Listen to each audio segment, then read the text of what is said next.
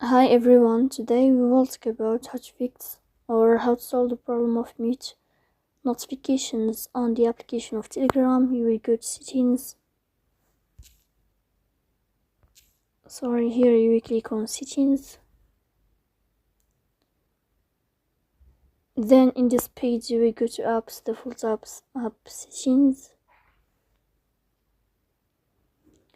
On above you will search about Telegram and you will click. Here in this page of app info you will click on first stop and you will click OK. Then you will enter to the window of storage. Here you will click on clear cache.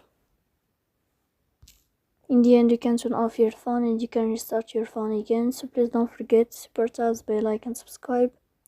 See you next time.